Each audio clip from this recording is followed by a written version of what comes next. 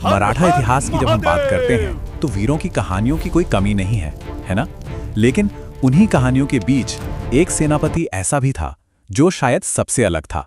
सोचिए, एक ऐसा योद्धा जो अपनी पूरी जिंदगी में एक भी लड़ाई नहीं हारा, एक भी बार पीछे नहीं हटा और जिसने कभी किसी भी हाल में अपना फर्ज नहीं भूला। जी हाँ, ये कहानी है हम्बीरराव मोहिते की, स्वराज्य की वो दीवार जो सचमुच कभी नहीं टूटी। तो सवाल उठता है, आखिर ये योद्धा बना कैसे? देखिए, हम्बीरराव का जन्म बेशक एक बहुत प्रभावशाली मोहिते कुल में हुआ था और वो छत्रपति शिवाजी महाराज के रिश्तेदार भी थे। लेकिन उनकी पहचान किसी राज दरबार की सियासत से नहीं बनी। नहीं, उन्होंने अपनी पहचान बनाई युद्ध के मैदान की धूल और खून से। उनकी ट्रेनिंग आप समझ लीजिए किसी आग की भट्टी से कम नहीं थी। घुड़सवारी में तो वो ऐसे माहिर थे कि घोड़ा उनके शरीर का ही एक हिस्सा लगता था। तलवार और भाले का उनका ज्ञान वो दुश्मन के दिल में खौफ पैदा करने के लिए काफी था। और सेना में अनुशासन, अरे उनका अनुशासन ऐसा था कि बस उनकी मौजूदगी ही सैनिकों में जोश और संयम दोनों भर देती थी। कहते हैं वो बहुत कम बोलते थे क्योंकि उनकी तलवार बोलती थी और उसकी गूंज दूर दूर तक सुनाई देती थी। और यही वो गुण था जिसे छत्रपति शिवाजी महाराज ने पहचाना। उन्होंने हम्बीरराव को सरसेनापति सिर्फ इसलिए नहीं बनाया कि वो बहुत वीर थे, नहीं, बल्कि उनकी उस अटूट जिम्मेदारी की भावना के लिए चुना, क्योंकि स्वराज को एक ऐसी ढाल चाहिए थी जो सिर्फ वीर ना हो बल्कि जिस पर आंख बंद करके भरोसा किया जा सके।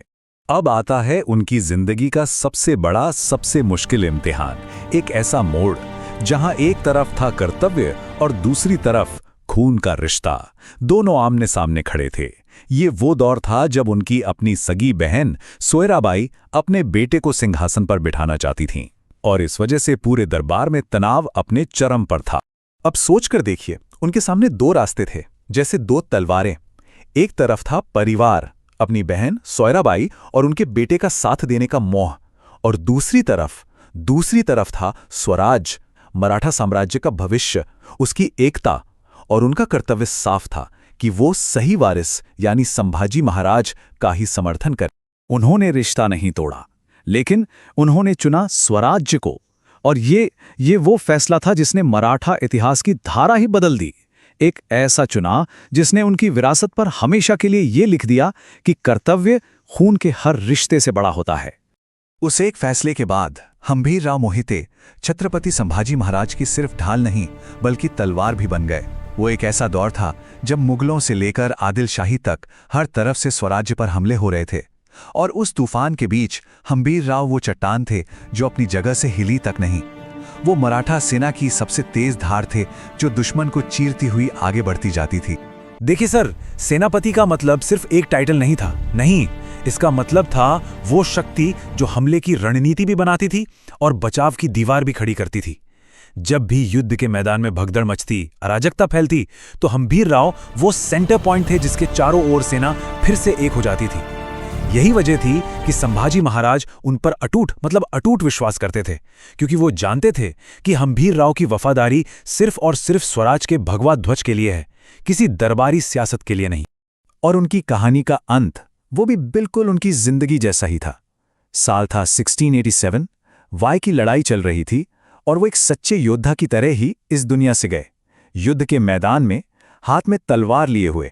तो यहां एक बहुत जरूरी सवाल उठता है, आखिर इतने बड़े कद का योद्धा, इतना महान सेनापति हमारी लोकप्रिय कहानियों में उतना क्यों नहीं सुनाई देता?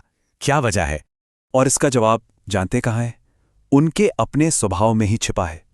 पहली बात, उन्होंने कभी खुद का प्रचार नहीं किया। उनकी कहानी में कोई एक बहुत नाटकीय सिनेमाई किस्सा नहीं है। उन्होंने कभी खुद अपने बारे में किस्से नहीं गढ़े। क्यों? क्योंकि उनका पूरा ध्यान हमेशा अपने कर्तव्य पर था, शोहरत पाने पर नहीं। वो जीत के निर्माता थे, कहानियों के नहीं। हाँ, उनकी मृत्यु स्वराज्य के लिए एक बहुत बहुत बड़ा झटका थी, इसमें कोई शक नहीं। लेकिन उनकी असली विरासत वो थी, वो अनुशासन और नैतिकता की नींव जो उन्होंने मराठा सेना में रखी थी, और वो विरासत उनके जाने के बाद भी जिंदा रही। कहते हैं वीरता हमेशा एक दहाड़ नहीं होती, कभी कभी ये ढाल बने रहने का वो शांत, वो अटूट संकल्प होती है जो हर बार चुपचाप सह जाए। हम्बीरराव मोहिते की कहानी हमें यही सिखाती है कि कैसे कोई एक साम्राज्य का वो खामोश लेकिन सबसे मजबूत स्तंभ बन सकता है। Chika, thanks for watching. अगर आपको ऐसी सच्ची, गहरी और इतिहास से जुड़ी कहानियां पसंद आती हैं, तो वीडियो को लाइक करें, चैनल को सब्सक्राइब करें और ऐसी ही और डॉक्यूमेंट्रीज के लिए हमारे साथ जुड़े रहें। नीचे कमेंट्स में अपना पसंदीदा हीरो या टॉपिक जरूर बताइए। हम उस पर अगला वीडियो जरूर बनाएंगे।